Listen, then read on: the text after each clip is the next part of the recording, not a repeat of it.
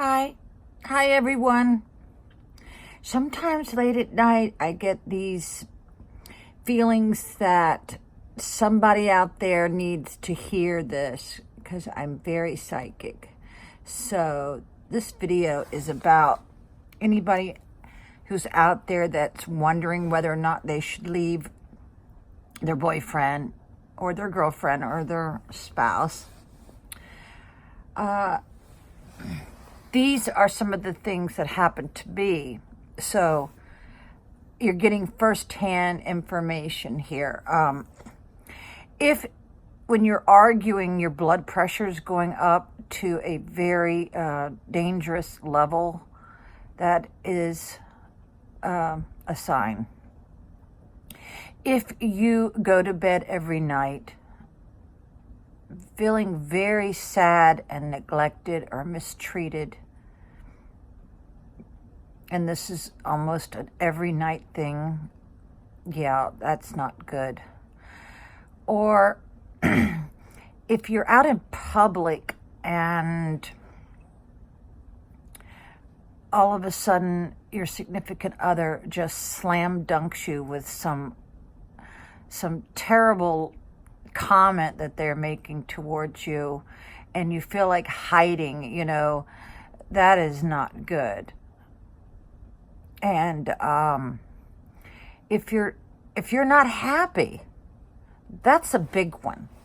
If you're not happy, I remember going to one of my sisters and trying to get answers, and she had just gone through similar things as me, and she says, "Oh, you'll figure it out." And she was right. You will figure it out. And you might go through a lot of crap to get to your happiness, but it will be worth it.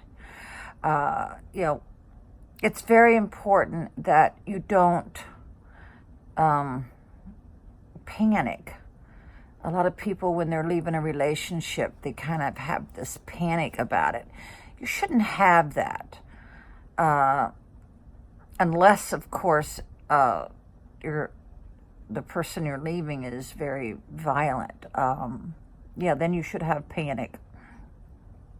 So I think if that person that you're with is abusing animals, or your children or grandchildren, or anybody in your family, if anyone in your family comes to you and says, "So-and-so was mean to me," honey, you better not discount that. Because I did. I discounted that. I go, oh no, he would never do that. Yeah, why would your family make that up? So if you're hearing some some talk, if your family's trying to tell you something, you really should listen. And I know a lot of you all are bound by your constraints of your religion, or the way you were brought up, or you really are trying to take your vows seriously.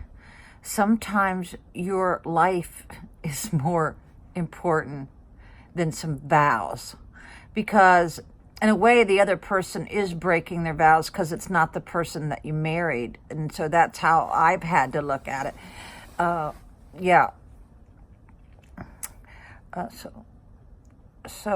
Let's see. If this other person in your life is making you cry, or they don't want you to cry, or they tell you not to cry, or what the hell are you crying about? That is not good. A person should be allowed to have their feelings and should be allowed to address how they're feeling, and if you're constantly being bombarded with negativity, or walking around them with eggshells, that is no way to live. Really, it isn't.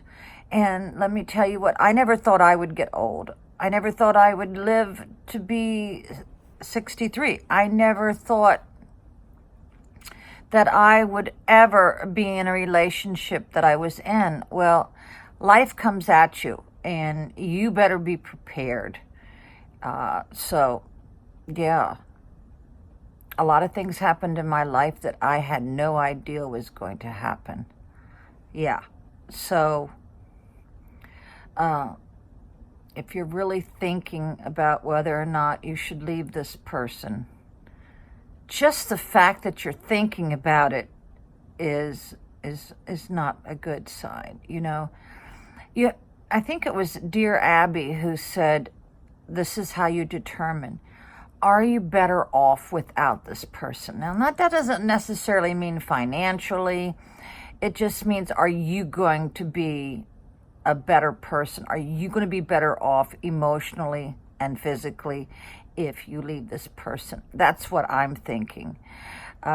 Sometimes, a lot of people put money in the equation. Well, if you are with somebody just for the money, you're going to be a very unhappy camper. Yeah, that's a sad way to live. A lot of people would say, oh my God, you used to do so much. You used to be so rich. Yeah, I used to be so sad too.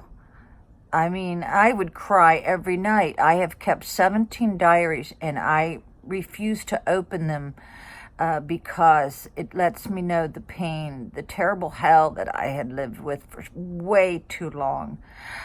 But I elected to not deal with any more of that stuff for not one more second.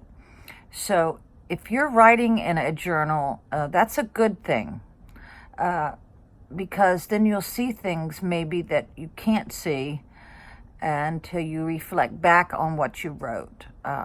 Yeah, I've always kept diaries, but since I'm happy, I don't write in one anymore. But journaling is a really good thing. And talking to your family and friends, especially if you have someone that you can trust, they will tell you things that you don't want to hear. Those are your friends. Those are the ones that looking out for your best interest. Okay.